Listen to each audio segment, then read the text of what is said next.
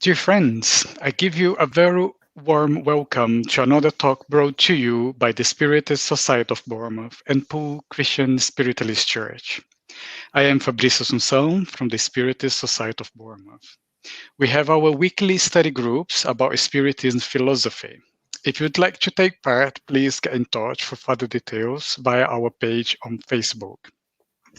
For our talk tonight, we are honored to have again as guest speaker our dear friend Dr. Dennis from the United States. A big welcome to you, Dan. Thank you. Thank you for having me. I'm excited to be with you guys again. Thank you. So Dan gave us a wide range of talks internationally on the spirituality and Spiritism. He is a founding member of the Spiritist Institute. You can also find him as the host of the Spiritist Conversation podcast. Dan holds a number of university qualifications, including a doctorate degree in education. Tonight's talk by Dan is a form of a question: love your enemies. It's one of our series of fortnightly talks exploring the psychological series of books by the spirit of Joanna de Angelis. These books were psychographed during the last 40 years by the famous Spiritist medium Dr. Divaldo Franco. So, who is Joanna de Angelis? She is a spirit who has been incarnated a number of times. In the 13th century, her spirit was incarnated as a nun, Saint Clare of Assisi, who is famous as the great supporter of Saint Francis of Assisi and his work. Before that, she lived in the 1st century as the wife of a high-ranking official under King Herod, where she became a follower of Jesus. And later in her life, she was burned alive as a Christian martyr in the Colosseum in Rome. From this amazing background, the spirit of Joanna de Angelis has been the mentor and guide to Divaldo Franco. Through Divaldo's mediumship, Joanna has written hundreds of books, poems, and other spiritual works. The beauty and the deep spiritual insights of Joanna's work inspire today vast numbers of people across the world. Before we go to Dan, let's go to our friend Lawrence in Seville at the Poole Christian Spiritualist Church for our opening prayer. Over to you, Lawrence. Thank you, Fabrício, and a great big warm welcome once more to you, Dan. Absolutely wonderful. So, dear friends, if we can just join together just for this short time, go within, into the peace, the inner sanctuary, the link to the divine which resides within us all. And we ask, thank you, Lord. Thank you for all that we do have within our lives. This time has given us time to reflect, to look upon our lives, to see what we actually need rather than what we want. And it's given us these opportunities, such as tonight, to join together from across this globe, to learn, to proceed on our spiritual pathways, and to receive that upliftment and that knowledge and that truth, that there is no death, only a change of pathways from one to another. But we can, through thy works, communicate and receive these words of encouragement, upliftment, and direction to take within our lives, to help us on that path to perfection, for which you have inscribed for all things. So we sit now and immerse ourselves in the loving energy of this evening and the wise words that will flow. Amen. Amen. Thank you very much, Lawrence. Now it's my pleasure to hand it over to Dan Assis for his talk, Love Your Enemies. Dan, you're on mute. Isn't that the sentence of 2020, right? You are on mute. Thank you for having me. It is a pleasure to be here with you one more time, especially because today this topic, or more importantly, the figure mentioned by Fabrício, the spirit Joanna de Angelis, is near and dear to my heart because of her incredible insights into the human psyche and her considerations that really often blow my mind, to be honest with you, about life in general. And so I am thrilled and feel truly honored to be able to share my perspective about some of her work. And we're going to talk a little bit about it, about this fascinating body of knowledge. But more specifically, today, what we really want to do, at least what I would love to do over here, is to talk about the revolutionary and yet crazy concept of loving our enemies. And we are going to try to do that based on her incredible wisdom. And I think that before we do anything else, I wanted to share with you my thinking behind it and why I feel like this is such an important topic today. And I think that if we look outside, I think we can agree that life has been very rough in this past year plus. But if you really look about 5, 6, maybe 10 years, I think that we can kind of sense that there has been a change of tone in human relations. I think that as a society in general, we have been very polarized. We have been very quick to dismiss relationships, to look down on people because of their perspectives, to frankly become very combative or even aggressive towards people who hold different views. And that is a unfortunate turn of events.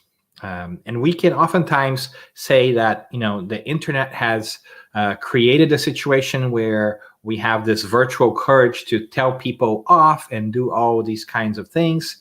But I want to believe that the internet has not really caused this. It has just helped us magnify that which was already in our hearts.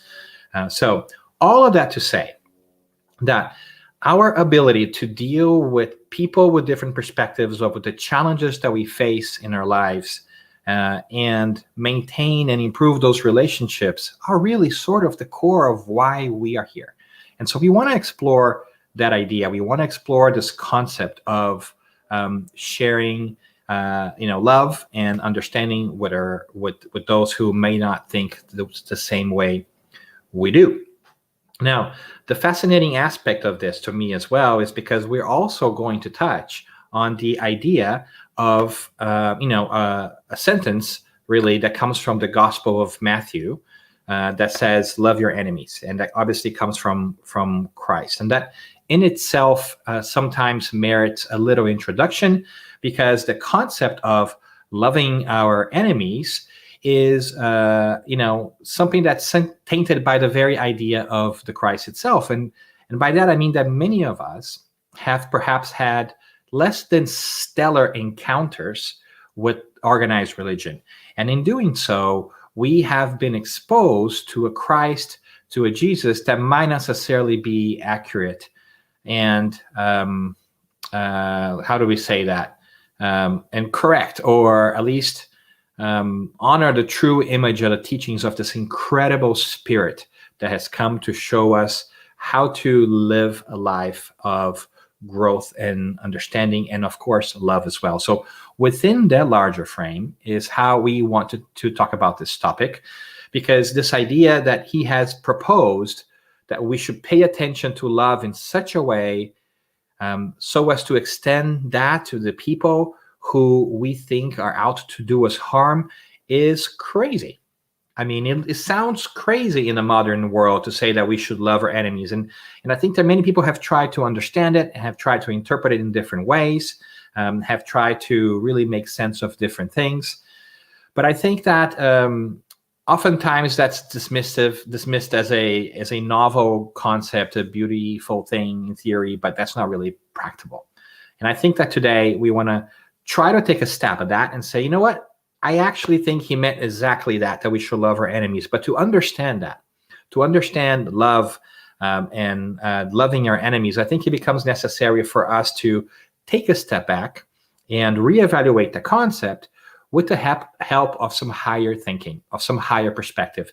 And I am really glad that we can get some of that from Joanna Giangelis. And I want to share with you really briefly here. There is one wonderful quote from one of her books that have not yet made its way into the English language. But let's see if we can do this over here. And in it, she says, to act instead of reacting, to think before acting, to reflect as the initial step to any undertaking, to promote peace instead of insisting on violence. These are the decisive steps towards a healthy behavior. And so that's really a powerful thing, because he helps us or talks to us about the importance of really taking a different stance in the way that we act upon the world. It's really about acting instead of reacting. It's really about reflecting before we do anything. It's really about reevaluating the way we behave in the world. Because if we are truly to find fulfillment and happiness within ourselves, we have to come from a place of love. We have to come from a place of caring. And that is what necessitates, that's what makes healthy behavior and fulfillment possible. So all that to say that I am absolutely thrilled about her work, because it provides a lot of psychological insights into how we can understand our role in the universe given a higher spiritual perspective. So we're going to talk for a little bit, and if I don't get too carried away, we might have time for some questions and answers towards the end and some interaction as well, because it is a topic loaded with opportunities for us to talk further, if that makes sense to you. Right. And I want to say thank you all for making the time for being here with us today. I see the comments coming in. I see Cleo, Margaret, Helen, our friend Steven. Of course, I see Pam as well, Cardine, Gaynor. Thank you so much for being here. We're thrilled that you're spending the time with us and that you might be interested in exploring this topic with us. Whether I succeed in, furthering your concepts of love and this, confusing age of a lot of anger and fear, that remains to be seen. But I'm really happy that you are here today and that you are willing to take this journey with me. So let's do this. Let's take this journey together. And I think we might try different things here, but I think I'm going to continue to share my screen this way, if that's okay with you guys. So let's talk a little bit about loving our enemies. Right. So this is a beautiful sentence, the very poetic in nature, that we see in the Gospel of Matthew. And in it, we have many different concepts that can be dressed up in 3 simple words. And when I first read this, friends, I can tell you that indeed this was a very curious concept for me to struggle with, to kind of deal with, because it doesn't seem intuitive. It doesn't seem like this is something that you really ought to do, right? How can you possibly love our enemies? It doesn't make sense. It seems like a recipe for disaster. It seems like a recipe for pain, because, my enemies are always out to get me. And why would I love them? It doesn't make sense. I'm only going to suffer. And I think that was only after I start to really think about understanding things from a higher perspective, the concept dawned on me slightly different. So to make sense of all of this, I invite us to grab the bull by its horns, as we like to say over here, in the side of the pond, and break this concept down into 3 different parts, right? So, and the first piece I want to do is I want to break these ideas down and talk about love, and talk about the concept of possession in general, and talk about enemies, the idea of enemies as well. And I think that if we can break this down into different parts, if we break this down into more manageable pieces, we are going to be able to better understand what the Christ really referred to. And we're going to leverage some of this connection between our psychological understanding and our spiritual understanding, hopefully, to get there. And if that doesn't make sense, I hope it will by at the end. If it does not, I am very glad that we're in a virtual context and you cannot throw tomatoes and rotten eggs at me from a distance. But anyways, let's get going here. Let's try to make sense of all of this. And I think that the first place that I would love to start at is to talk about this concept of enemies. And here's a fascinating thing, friends. That is at the core of what we're talking about here. This is the word that probably jumps at us the most during this whole process. Why do I say that? Because it's such a loaded word, right? It is such an interesting concept to think about enemies in general. So let's think about this, because when we come to think about enemies, we are really thinking about winning and losing. We are really thinking about a competition between people. And that is a fascinating concept, because in a world where we are constantly pressed for understanding, constantly pressed for making our way through life, we feel that sometimes people get in our ways. And that is a very curious process, because it requires us to think that this is a zero-sum proposition, that if I win, you lose. If I get something, you don't. Or if that you are hurt in whichever way, you can lash at me to make sense of the world in general. But is that really the best way of going about thinking about this? Well, I think that we want to try to take a different approach here, because when we really look about winning and losing, we're really talking about short-term and long-term thinking. And what do I mean by that? If we are thinking about winning and losing in this lifetime, we are really thinking about the existence that we have in this moment in time. It is a short-term perspective. What do I mean by that? Well, it's understandable that we may think that people are out to get us. It's understandable that we think that we might have people who are deliberately trying to hurt us. But now that we have reached a point as a society and as a group of people, as a humanity, in which we have become more intentional about understanding the connection with the spiritual world, I think we can safely argue that many of us, at least those who perhaps are here today, have come or stumbled into the certainty or the realization that life goes on beyond the physical body. That who we are and what we are, if I may say it that way, is not physical in nature, or at least it is not primarily physical. This is not our primary word. We weren't born as physical beings. We were first created as spiritual beings who are temporarily donning this clothing of flesh. And that ought to change our perspectives as well, because the moment that we understand that the physical world is not our primary mode of being, it is not the first place and the last place in which we will inhabit. This perspective that we were talking about, the short-term versus the long-term perspective that we were talking about, starts to shift. We begin to ask ourselves whether we should change the way we look at time and our role in this planet. And what do I mean by that? Well, if I believe that the only thing out there, the only reality that exists is a physical one, then it might make sense to try to enjoy it as fast as I can, to do whatever it is that it takes for me to enjoy pleasure, satisfaction, fulfillment to here and now. Then it might make sense to step on other people and perhaps throw them under the bus for me to get things that will speak to my pleasure senses, that will speak to my idea of self and realization and so forth. I might just do anything just to make sure that I get immediate satisfaction now.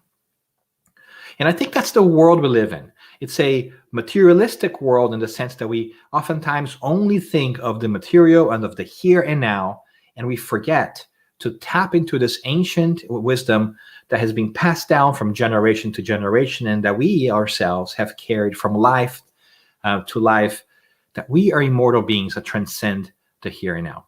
But if we only believe in the here and now, then I can understand how we may think that there is a scarcity mentality out there, that there's only so many resources, there's only so many hours in the day, that there's only so many different things that can be had, and we must compete with each other. I understand that. But from the moment that we begin to consider from a higher vantage point, that we are immortal beings, spirits that we are.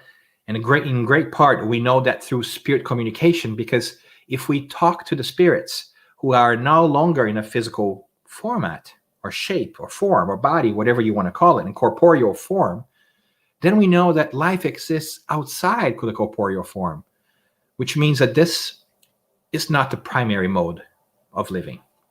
So when that takes place, we ought to begin to make this shift and think about, hold on a second, if I am going to live past my physical existence, how does that change my inner perspectives in relations to life? Does that mean that I need to behave differently?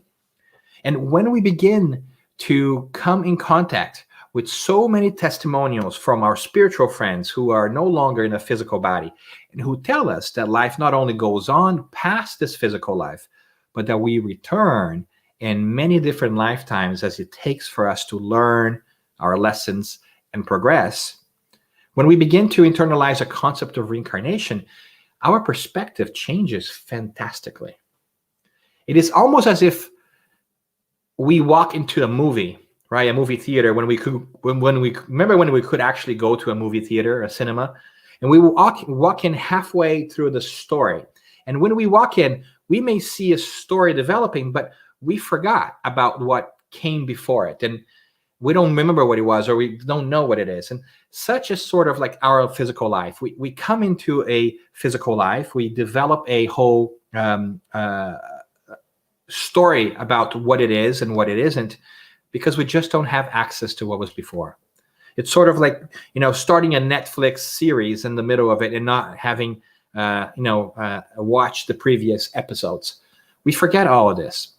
But once we know that we are watching a series, that we are watching a movie, and we are able to dial down a little bit and understand that there is more to who we are, our behavior starts to change. Maybe it is no longer advantageous to me to start to really compete with other people for specific things. Maybe I shouldn't just step on Fabrizio or Larry for things that I want to, because guess what? There is such a thing as cause and consequence, and there are other lives. And if I do certain actions that harm others now, I will be left holding the tab. I will have to come back in one way or another and deal with the consequences of those actions. I cannot run a negative balance in the great scheme of things. And that's a fascinating concept, because once we begin to understand that, and once we begin to understand that we are immortal beings in an evolutionary process, that we are constantly growing and learning, and we come to Earth to be exposed to different experiences that will help us grow, then we also necessarily have to extend that grace to others around us. We have to understand that those who are around us are also going through the same process.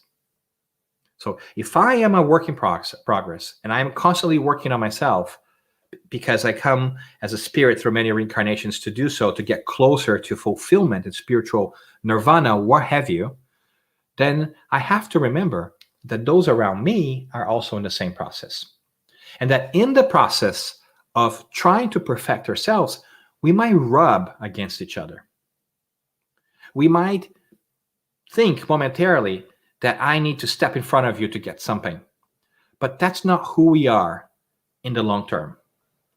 That's not really what is going to be forever. That is just a temporary, like a snapshot in that moment in time, right? So from that perspective, this whole idea of hurting each other, of competing with each other, changes. And this very idea of being enemies also begins to change, because enemies presupposes that we are competing and that we have conflicting desires, and that one of us must prevail over the other one. One of us must win over the other one. And in the long term, that doesn't make sense, because there is no such thing as putting somebody else down so that you can get what you want, so you'll be fulfilled. So inherently, we know that. So this concept of understanding that people sometimes trespass against us, that is, they do things that perhaps hurt us, might help us arrive at the sense that sometimes they do that not because they really hate us or they dislike us, but only because they are trying to be happy themselves and they don't know how to do it. They feel like if they put other people down, they might feel better about themselves. They have forgotten temporarily about their spiritual nature. Much the same way we do the same. Sometimes when we feel like we must put other people down, it's because we have forgotten that we are spirits in progress. And so that is a very difficult concept for us to remember, because we are constantly told by a society that we should enjoy everything now. We should answer our primal base instincts. We should make sure that we get as much physical satisfaction as we can, either by buying things, consuming things, drinking things, have as much pleasure as we possibly can, because there's even an expression to this, right? You only live once. Well, maybe not. Maybe not. Maybe physically, we do not live once. We live once spiritually. It's one big spiritual life, and every incarnation is a part of one day in our lives. But maybe that's not really the way the world works. We just have to free ourselves from that perspective. So the act of dealing with our enemies is a complicated one, because it requires us to, in a way or another, really think about how we are going to deal with the challenges that we are dealt with or that we face or that are created for us while we are here.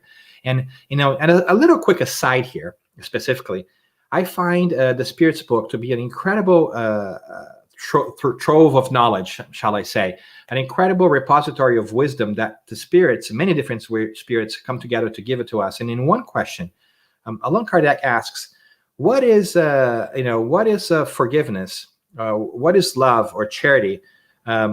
Really like? How do we get there? But don't tell me what it is for you. Tell me what it is for this incredible spirit, the Christ. How would he understand that? And then the answer that the spirits give us is a very curious one. They say it's three things. It's benevolence, it's indulgence, and it's forgiveness. And that's question 886 for anybody who ever wants to check it out. And I find that fascinating, because it's sort of a recipe for relationships that are going sideways, right? It's benevolence, it's indulgence, and it is forgiveness. So what does that mean? That once we are hurt, once somebody hurts us in a specific way that we are unable to let that go, then we really can't start a benevolence, or that is just wishing somebody well. We can start at just sending them good thoughts. We don't have to be close to them. We don't have to be near them. We just have to wish that we have a better relationship. We just have to be open to the idea that a better relationship is better. And then we can do it at a distance. We can send them good energies, good vibrations. We can pray over it. We can meditate, whatever you have it. And when we are ready to go into coexistence again, then we have to tap into indulgence. And these are not historical indulgences as we sometimes have seen in the Catholic Church. What we're talking about here is about being tolerant of the way the other person is recognizing that they too are a work in progress. It's understanding that they are going through their evolutionary path, and so are we. And in the process of getting better or becoming a better person, we're going to make mistakes and we're going to think differently. And because I know that I'm in that journey and I need the help of others to be tolerant with me, I am going to extend that to those who are near me as well. And only after we do that, only after we are living together and we're able to accept that people are different and tolerate, that is, be okay with the fact that they might be different, we can really take a step forward towards forgiveness. And forgiveness is not a forgetting what has happened. That's a physical thing. We're not asking you to lose your memory. That's impossible. Forgiveness is choosing to let go of the harm we feel that has been done to us. Is akin to dropping a heavy backpack that we have been carrying around. It's letting go of that pain and suffering. It's letting go of the idea that we are being harmed by somebody else or that somebody else is out to get us. And that is very hard. But that's a necessary step that's better done when we understand that thinking about enemies really is having a physical perspective. At the end of the day, we really hold on to the idea that we have enemies when we are only thinking with our physical brains. We're only considering this lifetime, or even shorter than that, this day, this month, this moment, this hour. If we are able to free ourselves from that perspective, then we are on our way to letting go of our concept of enemies. So I'm going to park there for a second, because I also want to chat with you a little bit about the other word here in our powerful sentence, and that is the concept of, you guessed it, your. And that is a really beautiful part of the sentence, I feel, because when we are talking about loving your enemies, it's important for us to remember that your is what? Your is a possessive pronoun. It tells who owns the enemies. And I think that's very telling that we use that, because at the end of the day, these so-called enemies or opposers or challenges or whatever it is that you think about, they belong to us. They are a manufacturing of our own consciences and our own perceptions. We are the ones who ascribe the title of enemy to others. We are the ones that buy into that idea that we have enemies. It is our making. It is our psychological mindset that tells us that we're the ones who have created this idea that people are out there against us. And I think that's a fascinating concept in many different ways. It's a fascinating concept because it's really up to us to create that perspective. Because at the end of the day, it is a self-centered perspective, if you think here with me, because the truth is, nobody has assigned that person to you as your enemy. Nobody has come down and said, you know what, that person is your enemy, and you're going to be arch enemies forever.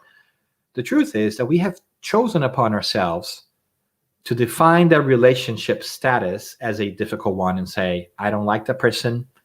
I am going to go out of my way to hurt that person, or that person has hurt me. Therefore, there is no road in which both of us can walk together.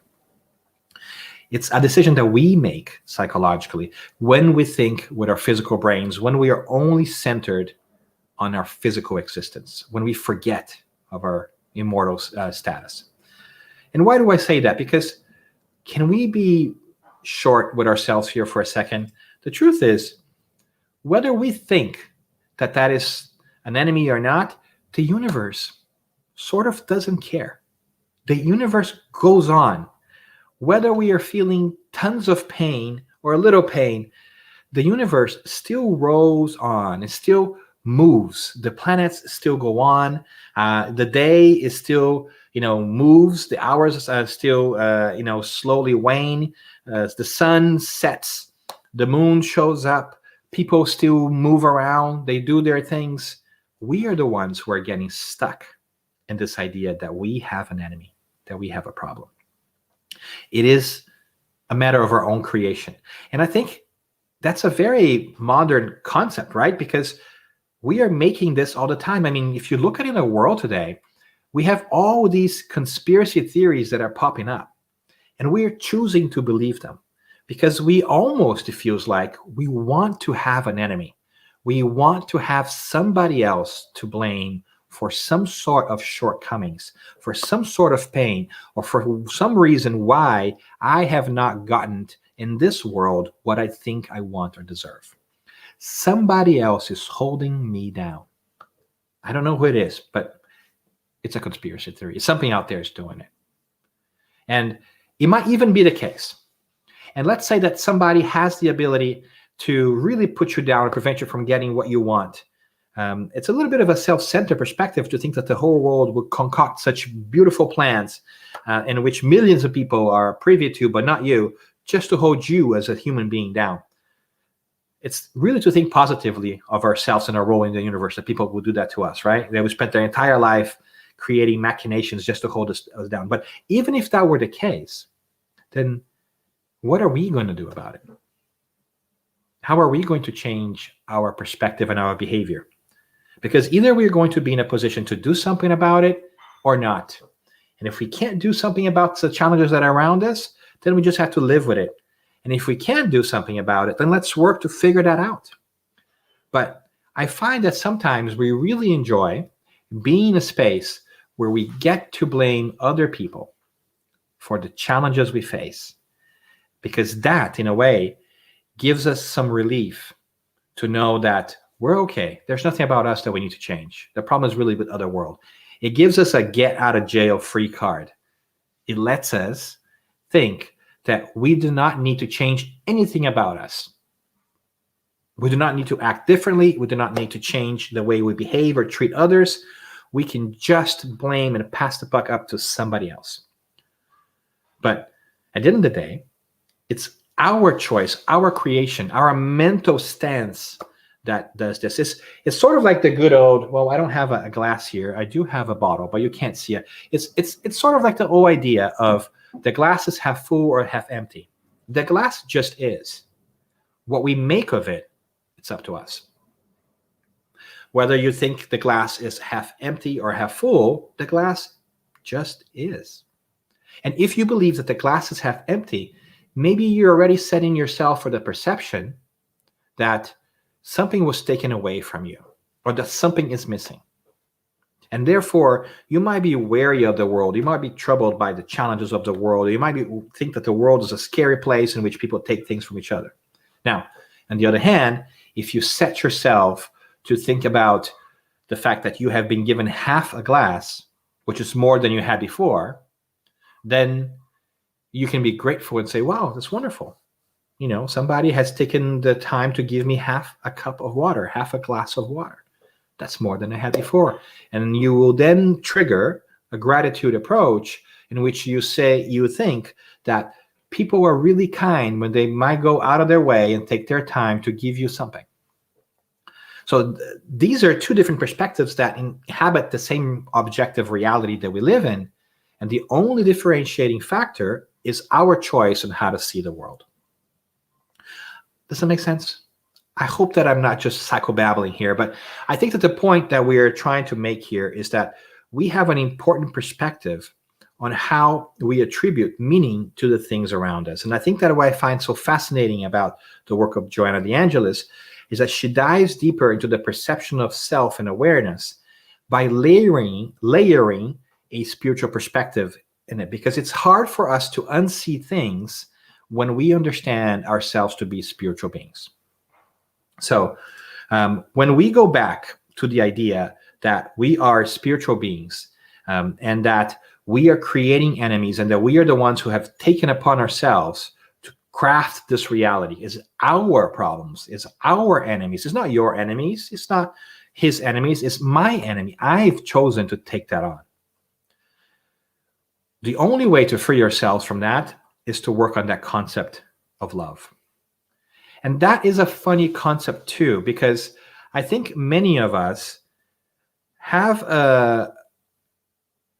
I guess we could say that all of us are at different places of what we think love is.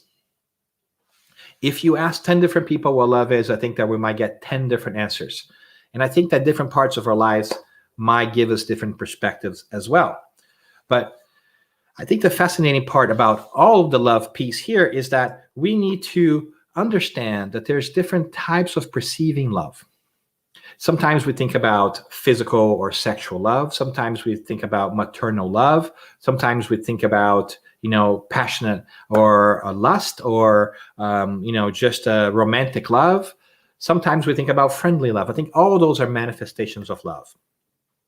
And what I find fascinating, by the way, as an aside here really quickly, is that Joanna de Angelis, too, in the same book, Love, Unrivaled Love, was a working title. They're still translating. It's not going to end up with that title. But she makes an interesting perspective about the three phases of love, that when we, spiritually speaking, are thinking about love and we're still, in an infantile state of mind, when we're still in a childish mode, love is a very possessive thing. We want to hold it only to ourselves. We want people to be just for us. We are worried about who they are talking to, or or where are they going, because we feel like it's ours and that we might lose it.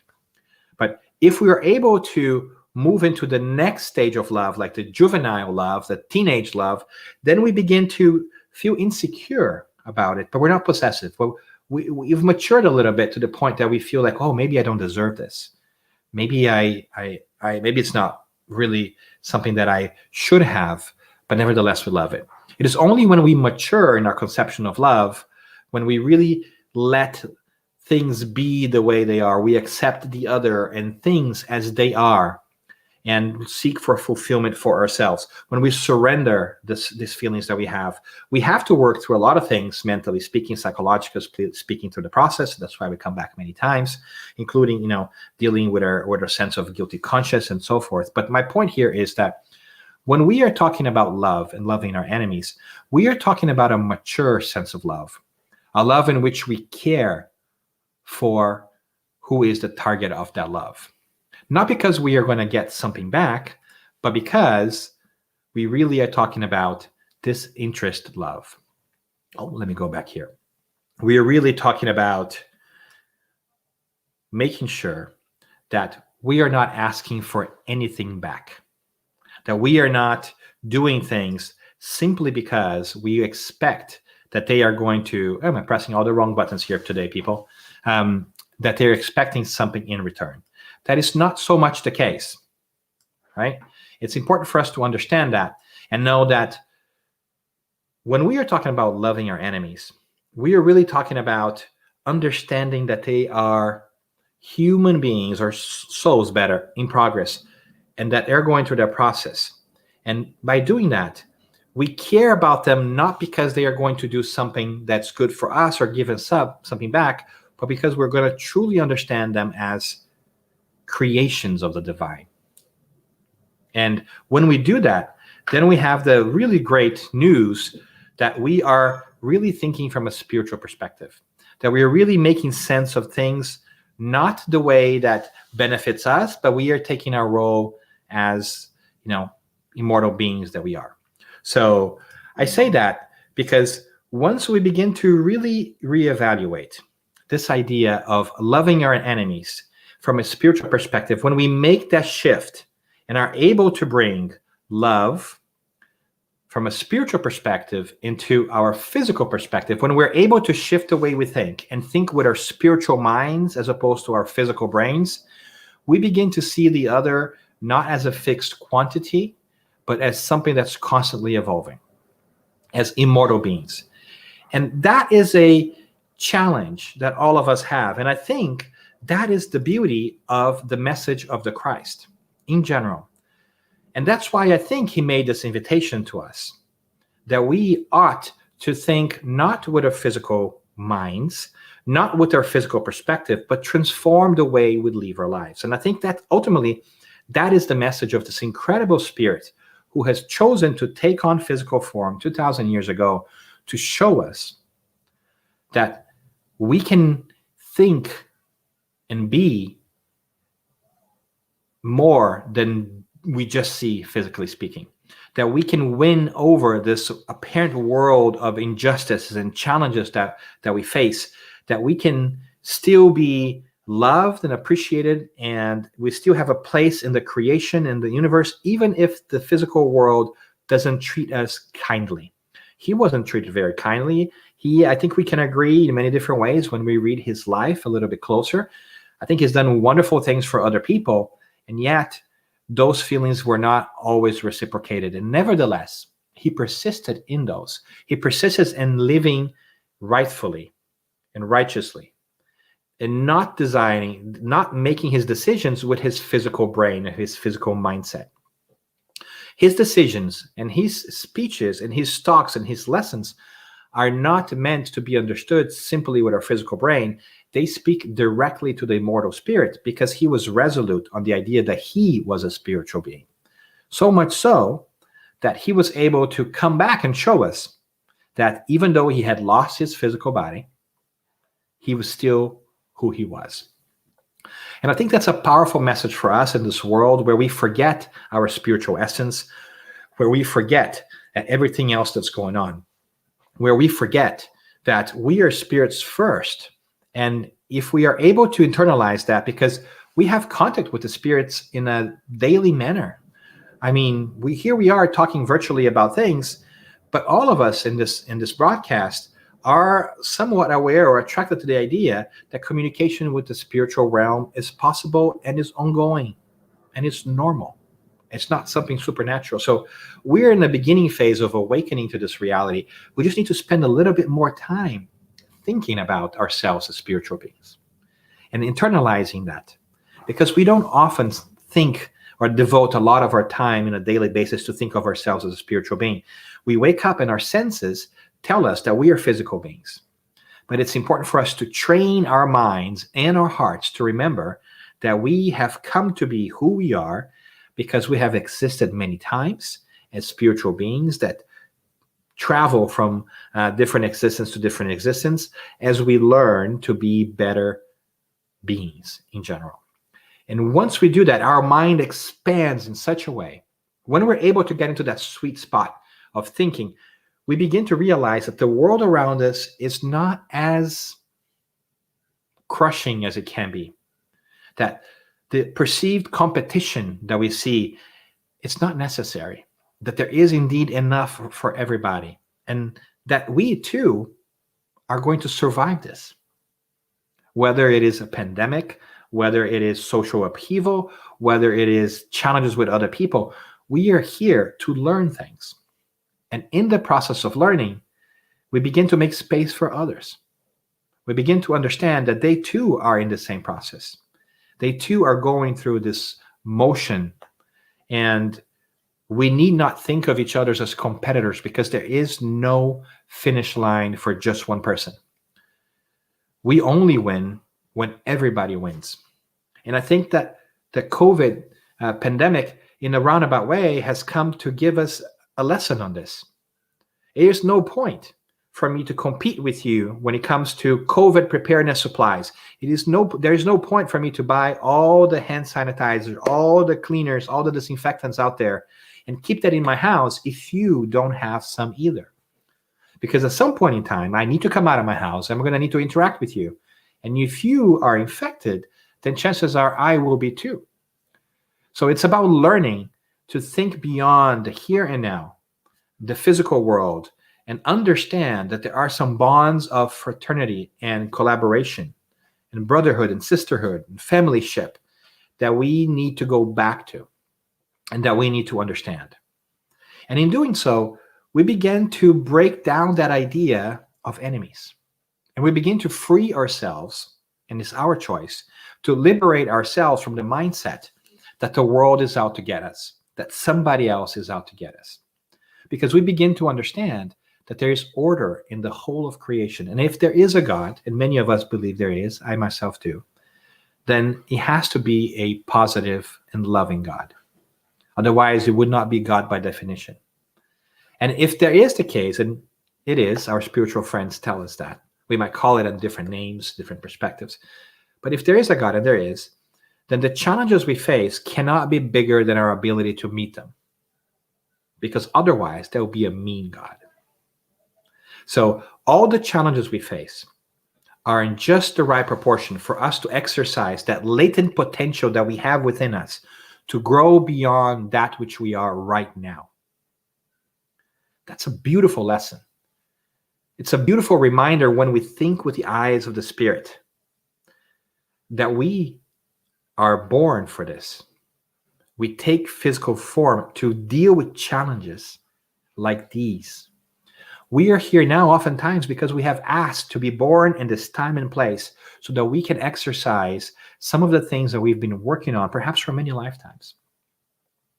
And one of them is to liberate ourselves from the idea that we're just physical beings that are going to cease to be. It brings great joy to my heart to know that all the great relationships that we make in this place go with us for all of eternity.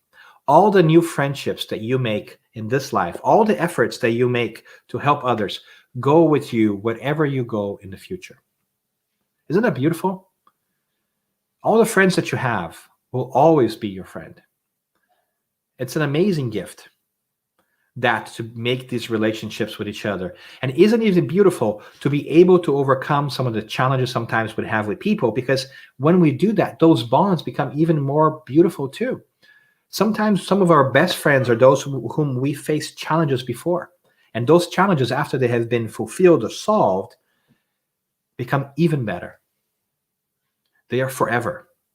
And that's very reassuring when we're able to transplant ourselves from the perception that life only happens in the physical world, and remember that everything is under control by someone or something, we should say, greater and wiser than we are.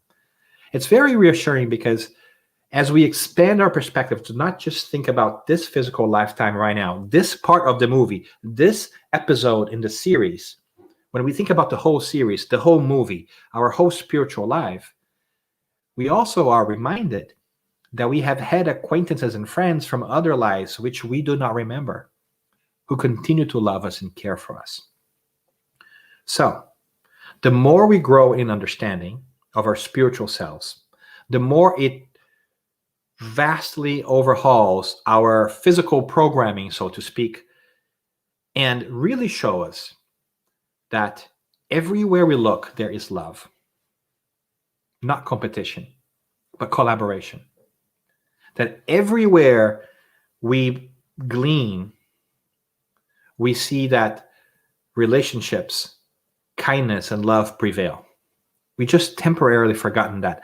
And if that's the case, then why are we holding ourselves to this idea that we still have enemies? Why can't we apply this thinking that this incredible spirit has come to tell us about, that we should love our enemies, that we should extend to them the benefits of tolerance, of indulgence, of forgiveness?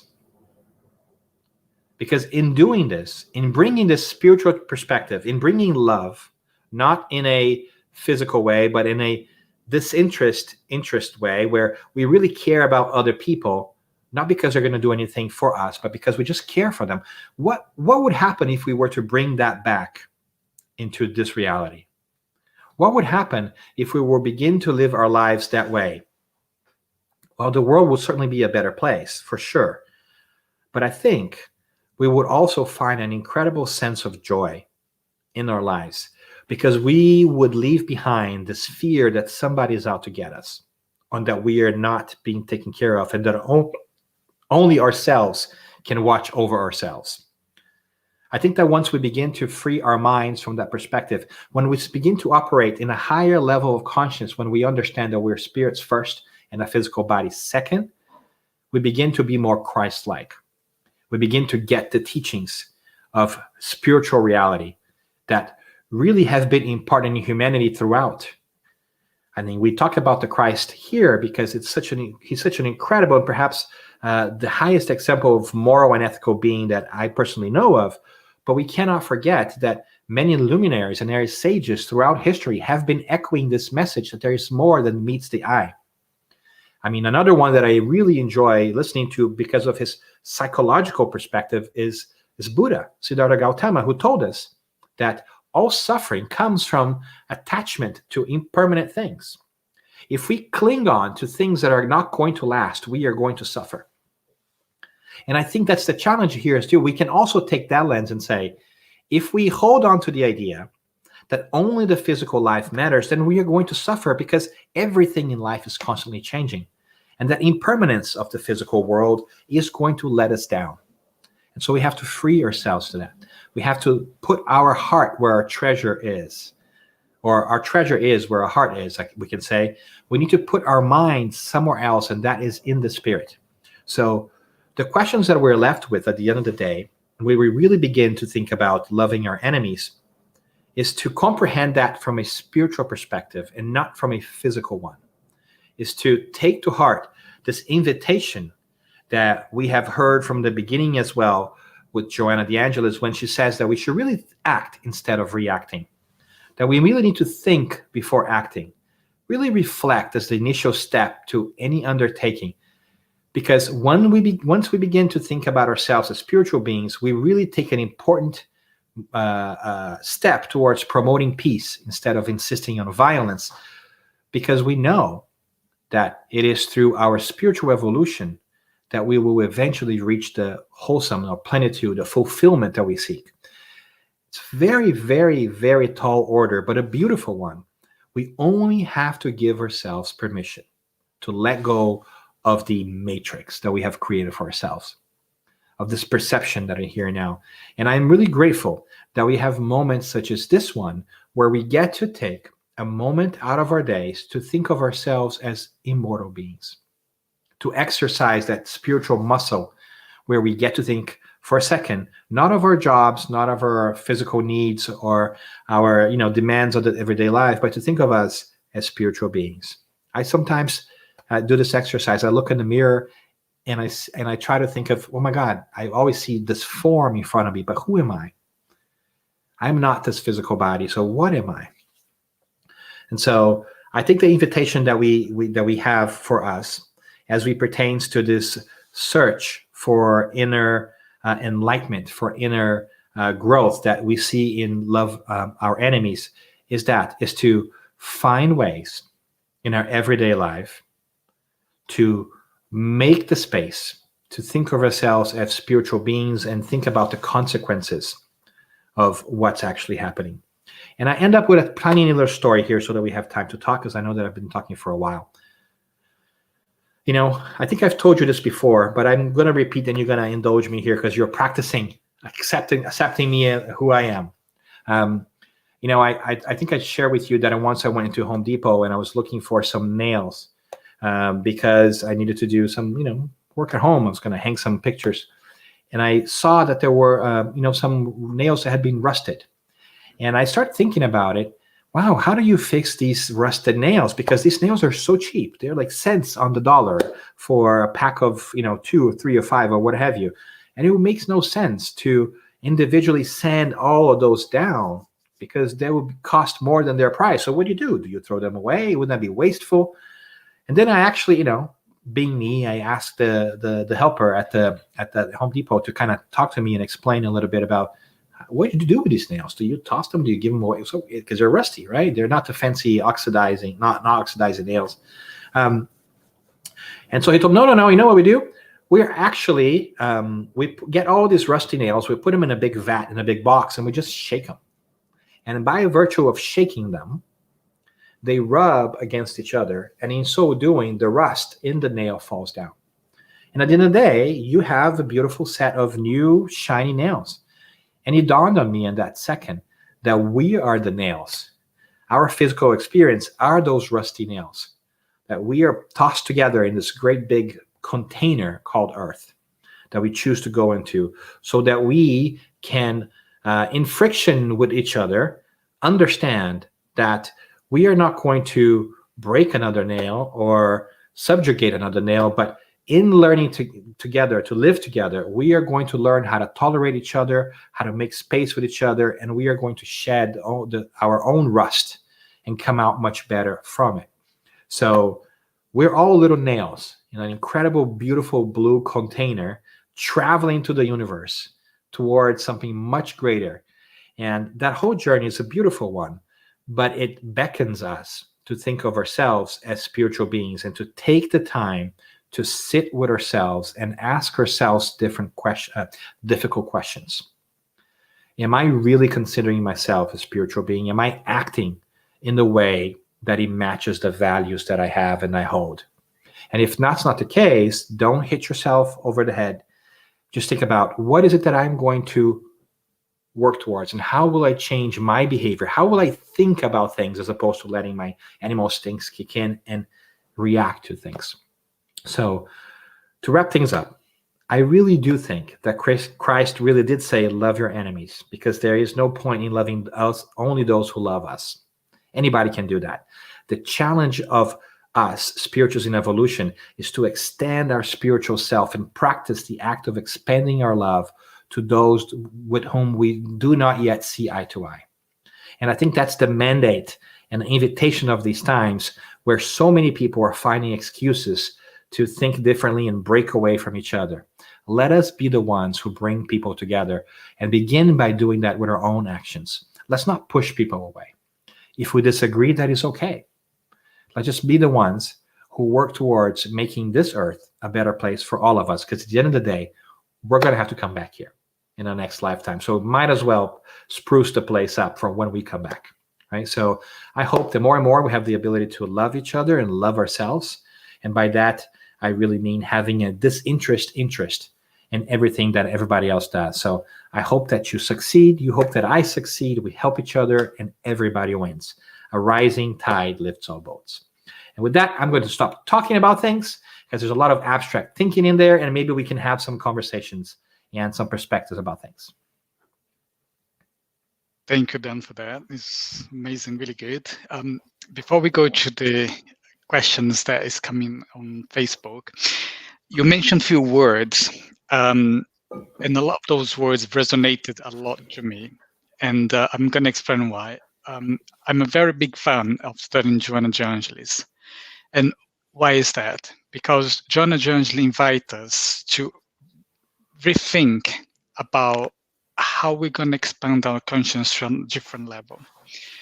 And because we get ourselves so busy nowadays with our activities, we do forget that we are a spiritual nature. We are in this physical body, but we are not this. We are a spiritual being. And sometimes those our activities on our daily basis deviate us from those, right? And then you mentioned about we compete, we have conflicting feelings, we forget that about our spiritual nature. And then all those questions, I was thinking, we are the one that are creating all those things, right?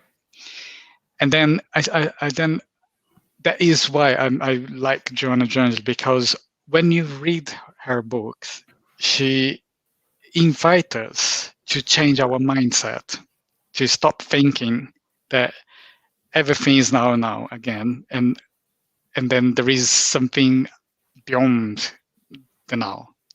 And her invitation is actually, how can we expand that consciousness? So based on that, what would you say nowadays in terms of, for me, it's clear that we do need to work on expand our conscience. What would you say that what we could do to start put some effort towards that expanding our conscience?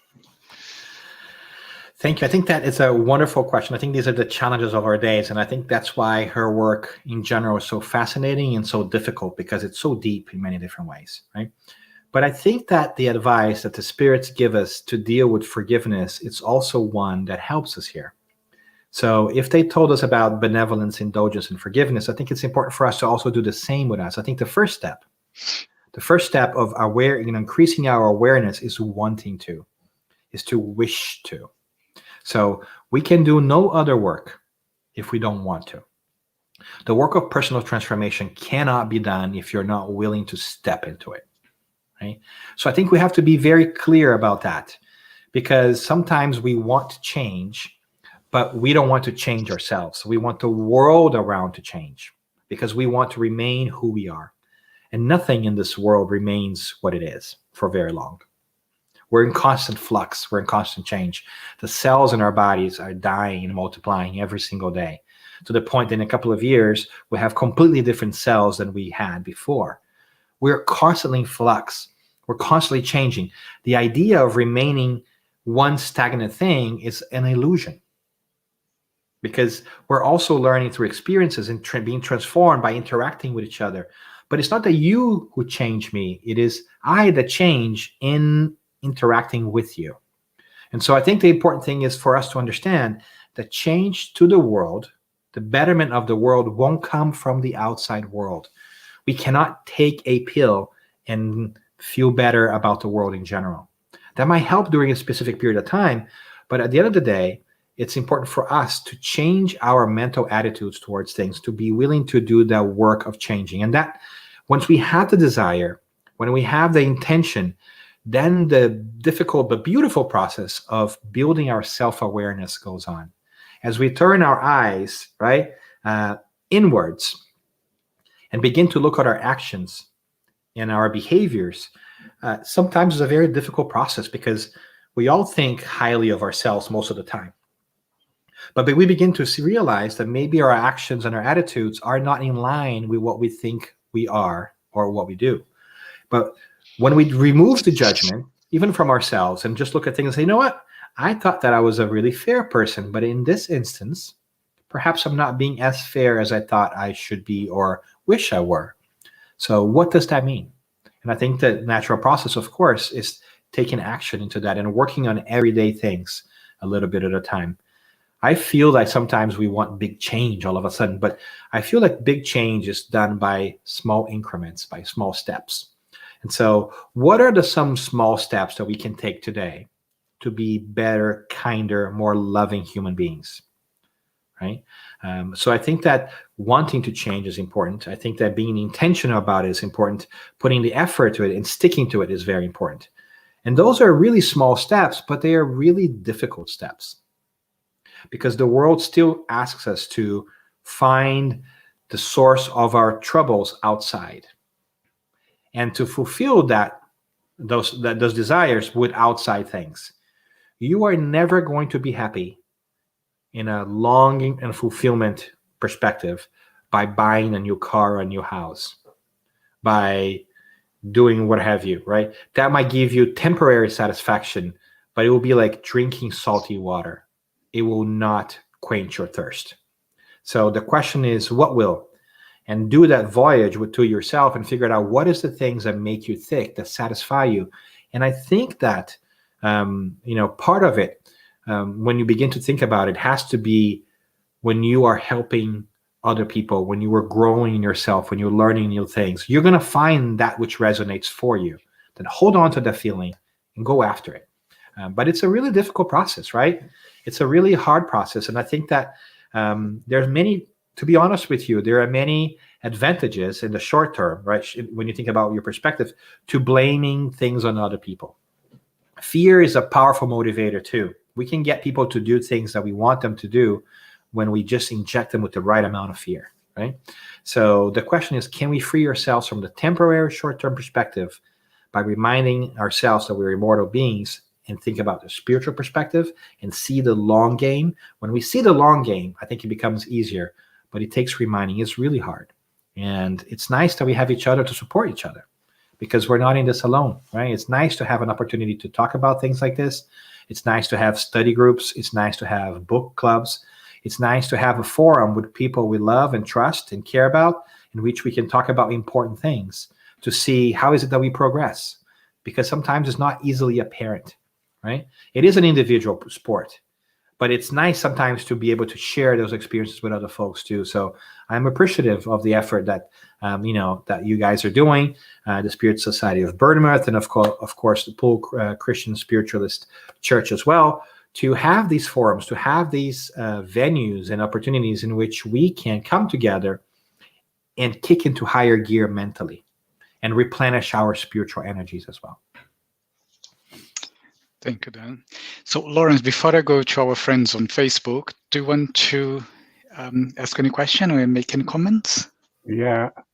Again, Dan, absolutely, totally focused on everything you were saying. Wonderful night.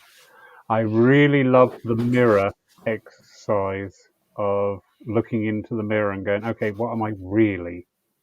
I mean, that's something we can all do. I can't wait to get off there to run upstairs, buy me a mirror. Or make sure you got a beautiful picture of something else too, right? So if you're not satisfied with your own image, and focus on that. Oh, there will be Brad Pitt. Put Brad Pitt out there, and I don't need Brad Pitt. I've got me in the mirror, all right? there you go. There you go. No, as always, Dan, it's just you just have this wonderful gift, absolutely, truly, and it's brilliant. Thank you, thank you, thank you. Back to you, Thank you, sir. Fabrizio. Thank you for being here. Okay, so let's go to our friends here on Facebook. So we have got a few comments here. Gabrielle say, we have to think and act in a win-win environment. And then a question from Bob Williams. He says, when we faced with enemies as evil as Hitler or Nazis, in what way should we show love to them? That's a great question, Bob. Hi, Bob, first of all. That is a beautiful, practical question, right? Because sometimes we are so appalled by the amount of discrimination, intolerance of other people. But the truth is, if we treat them the same way they treat other people, aren't we lowering our levels and standards, right? You cannot fight fire with fire. It does not work. What does work is putting water on fire.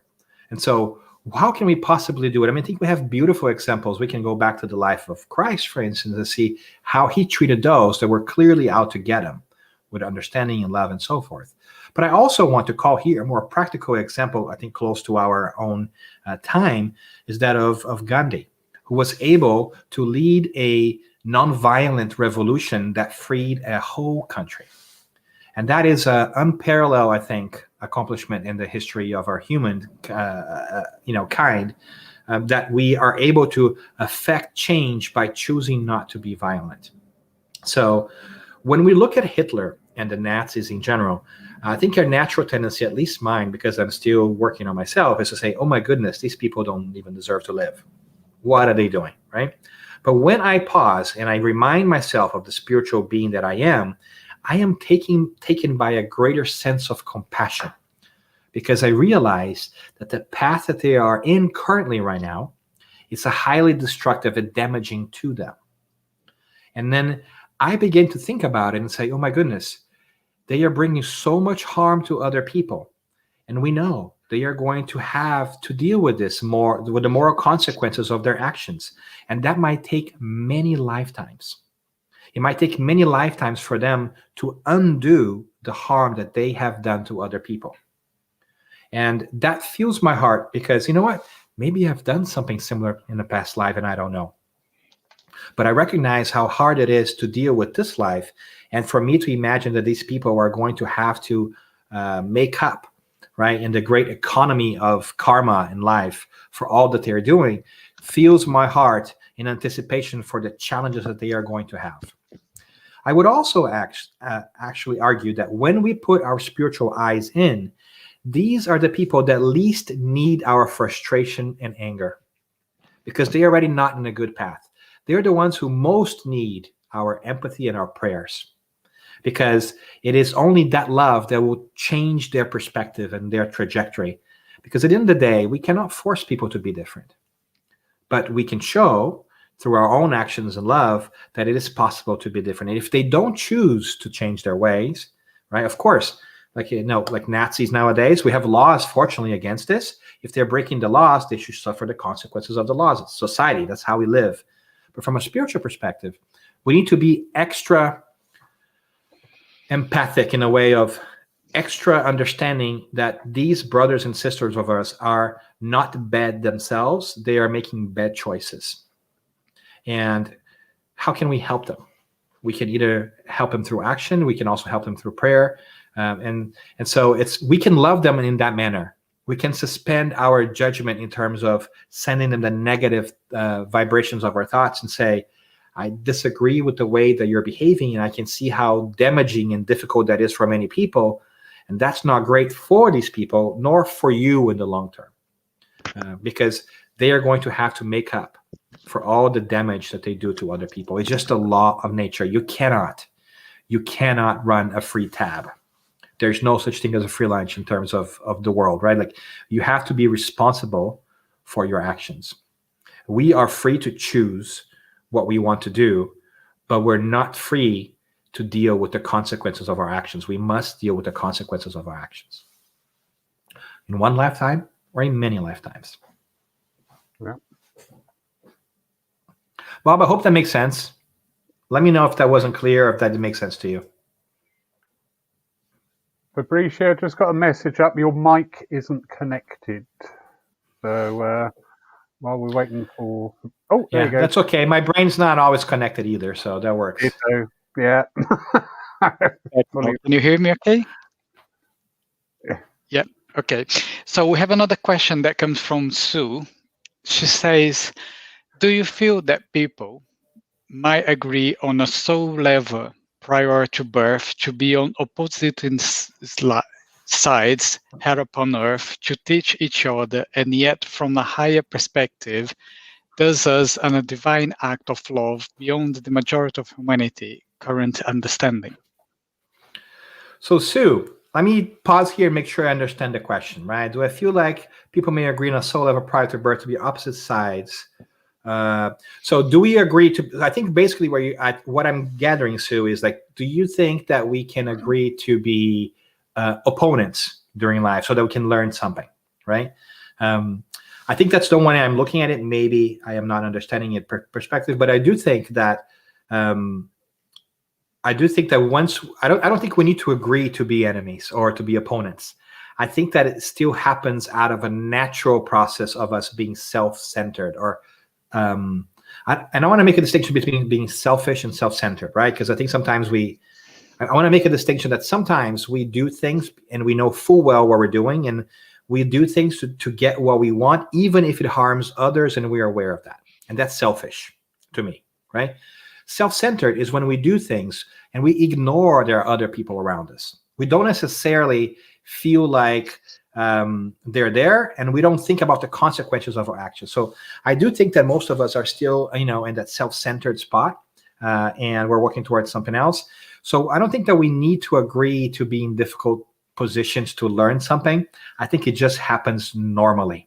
But I do think that in our reincarnatory process, we are purposefully placed in situations in which we have to deal with the challenges that we have not overcome in a previous life. Our spirit friends tell us quite often that if we don't solve the relationships, the challenges that we have in this lifetime, we don't get a free pass. We have to deal with them either in the spiritual world or here again. We have to resolve these needs and these. We need to get closure. And many times, when that doesn't happen, it just kind of escalate life after life, and we have tremendously difficult relationships. And we even have difficult relationships in the spiritual realm too. We are also aware that many times we have negative spiritual influences acting on us because, of this unresolved relationships that we have. And eventually, if we keep running away from this, I like to joke this, but I'm sort of serious about it. If we have a relationship with which we haven't been able to figure things out, and we are trying to run away of it, sometimes divinity places that in our family. So you cannot run away from it, right? You are placed together. And you say, hey, guys, you guys have been avoiding this issue. Now you guys are going to be together in a place where you can't really say goodbye to each other. You have to deal with it, right? And I think all of us sometimes have that one person in our family that seems to be a little bit, not in resonance with everybody else. And if you don't have that one person in your family, you're probably it. You're probably that one person that everybody talks about, right? But I think that this idea of working through our relationships and the planning of that happening before we come here is absolutely true. I think that many of us are in a place where we can choose to say, you know what, I really ought to work on that relationship. So I might have an opportunity to once again bump into Fabrizio in this life. We had a life last time that maybe didn't work out so great for both of us. Now we're going to have a chance to interact again.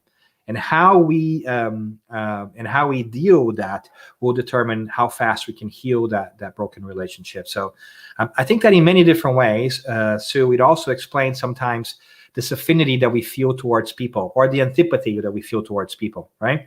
I'm not saying that's always the case, but sometimes you meet people that you've never met before, and you're like, oh my goodness, I feel like I know that person my whole life, right?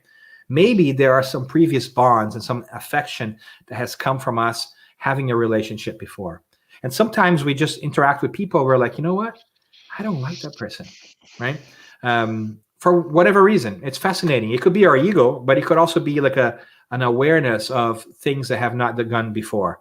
Regardless, either way, the remedy is the same, right? We just need to work at it. Just be tolerant, indulgent, and work, because if we spend enough time with people, we can change that relationship into something positive. So Liz mentioned here, great analogy. Love that. I love that as well. Lynn said, thanks very much. Thought-provoking. And a question from Cleo.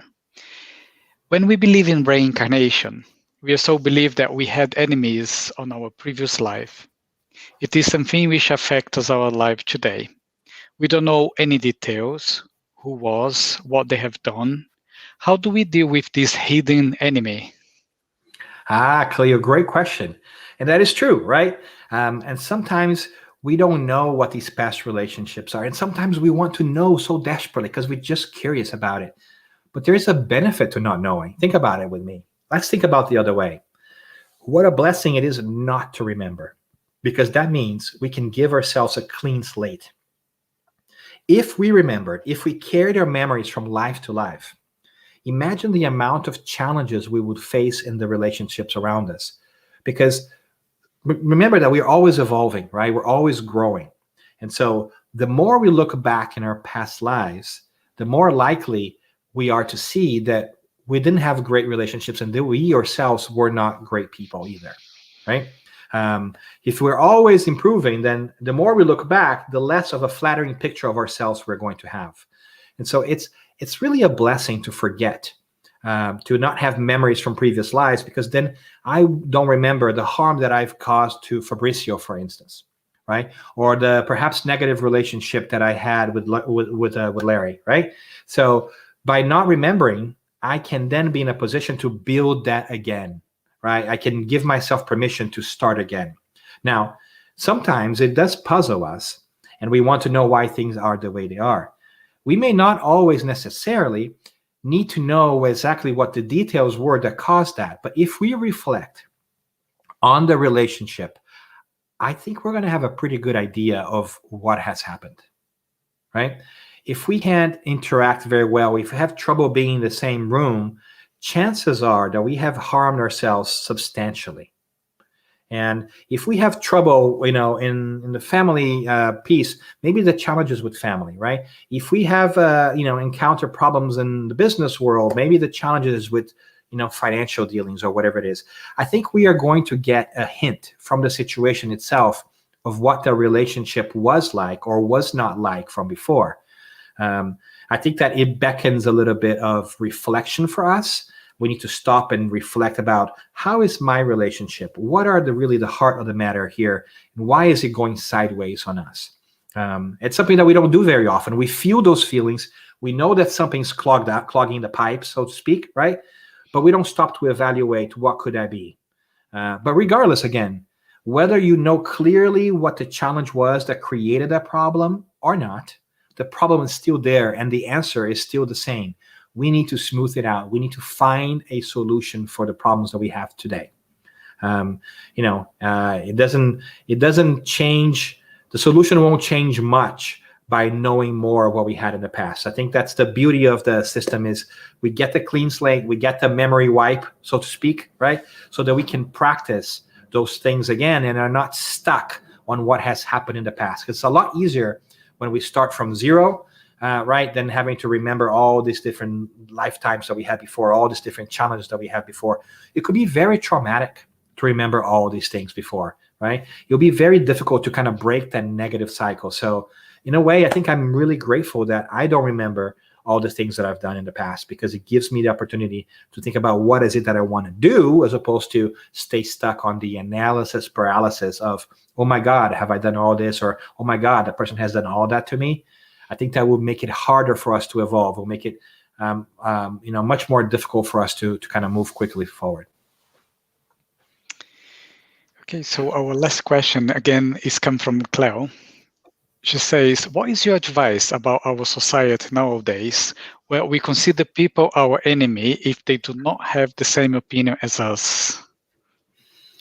Yeah, I think that, Cleo, I think that tells us a little bit about who we are, right? And I think that we always think about our society being the challenge, but the truth is a society is made up of individuals. So I think that we can see that we are lacking that emotional connection. We're lacking that emotional interaction. I think that tells us that we need to pay a lot more attention into the tone and degree of our relationships, and that we are still so centered in getting our own way that we are not oblivious, but dismissive of those around us. It's a fascinating world in which we think And I think this comes from the ego, that we think that we're self-sufficient. We think that all we need is ourselves. And therefore, I really don't need you. I don't need you, right? I listen to you for 10 seconds. I don't like you. I'm going to turn you off. But I think that that's the illusion of the here and now, right? I think that's the illusion of living in the physical world. I think that when we look with the eyes of the spirit, we know that we are not enemies. We may think differently, and there may be an opportunity for us to understand why is it that the person triggers us so much. Why is it that by you taking one attitude, why does it affect me so much? Why am I buying into that, right? Because at the end of the day, I'm making that, like, if I'm give you an example, if Fabrizio says something really mean about myself, is it a reflection on me or is it a reflection on him? It's a reflection on him. I choose to accept it as a reflection on me, right? So that's a fascinating thing, that we think that by putting other people down, it's a reflection on them. It's a reflection on us. When we are centered and balanced, the same rule applies to ourselves, right? So this idea that we can just separate ourselves from others is a little misguided. But I'd rather do that than actually do harm to each other, because I think that there's an escalation of that, right? One thing is for me to think that you are not very smart or disregard your opinion, right? Perhaps not the best thing in the world. But the worst thing is to take the step beyond that and say, and because of that, you shouldn't have the right to live, or you should be taking things away from you, or I am better than you. I think that opens a whole different can of worms. But my hope is that by reverting back to the conversation about our spiritual origin, our spiritual nature, we are going to be able to sidestep these problems and remember that everybody comes from the same place and is going to the same place. And I think with that, discrimination is going to go down eventually, I hope. And I'm not just saying about ratio and so forth. I'm talking about even diversity of thought, right? The fact that you think differently than I do, it's a good thing, because growth only comes from the different. You can never grow if you're not exposed to a different idea. Because if you're not exposed to a different idea, you're still living in the same ideas that you have, you're comfortable, right? There is a role of discomfort in our learning progress that we need to acknowledge and sort of celebrate, right? It is discomfort that makes us grow most of the time. And so people that bring different perspectives are actually helping us when we think about it from a spiritual perspective. They're actually helping us step out of our comfort zone and rethink our convictions. It could be that after considering the perspective, you still think that your perspective is better. That's okay. But hey, they've done you a favor. They have strengthened your resolve. They have made you think about who you are and what is it that you are doing and why, right? So I think there's space for us to learn that. And I hope that we're going to pay more attention, especially with our kids, to spend more time explaining to them, right, the importance of coming together and talking to each other.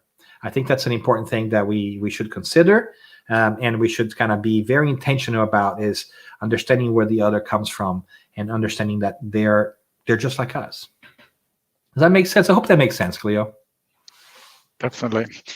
We had one more question then just pop up here.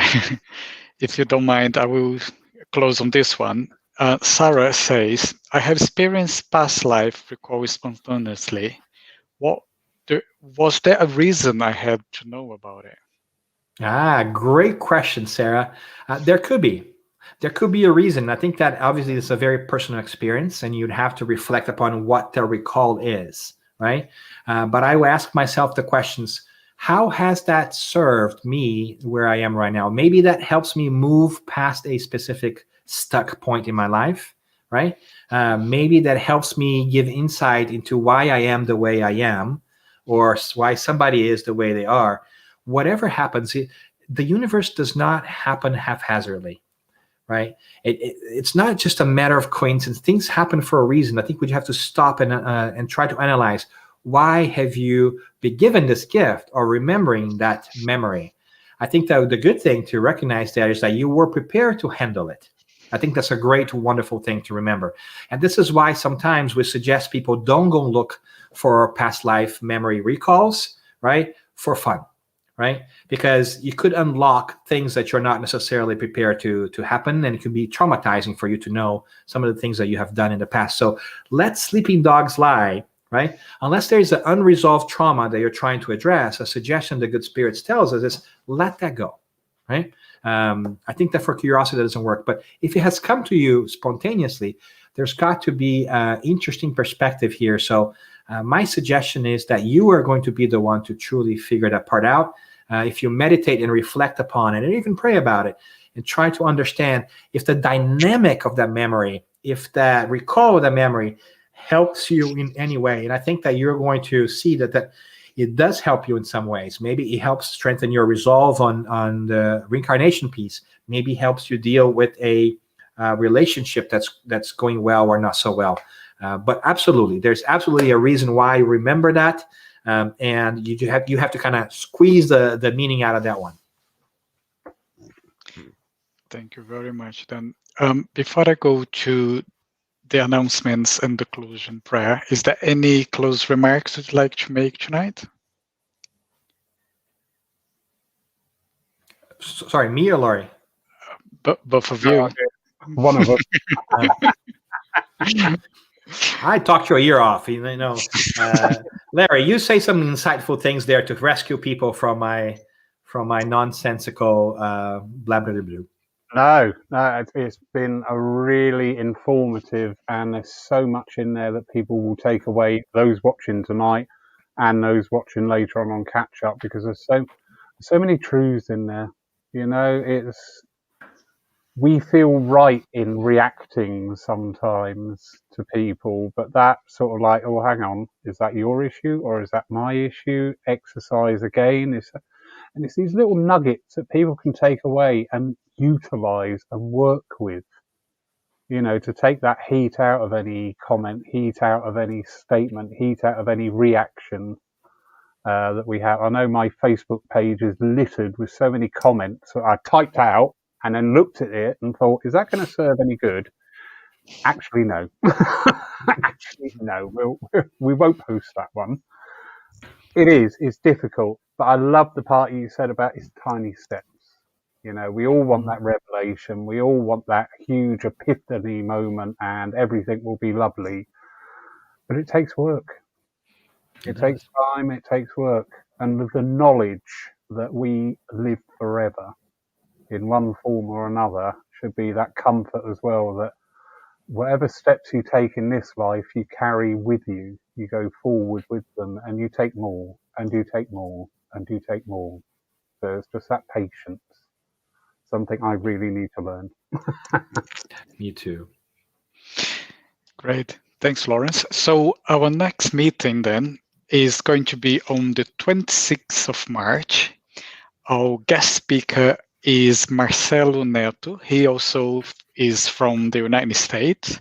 He has not yet revealed his topic, so the topic is to be confirmed. So as soon as I got the topic, I will share with you guys.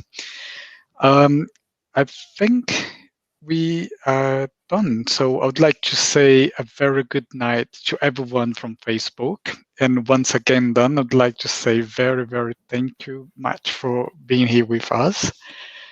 And Lawrence would like to do the closing prayer for us. Certainly. So once more, dear friends, just find that peace within, that point of perfection and ultimate balance. And we give thanks for this information relayed tonight, for this topic, to help us to live this life to the best that we can achieve, to help us to understand our interactions, not only with others, but with ourselves too, to progress along this spiritual pathway to that point of perfection for which you have intended for all things. Amen. Thank you, Lawrence.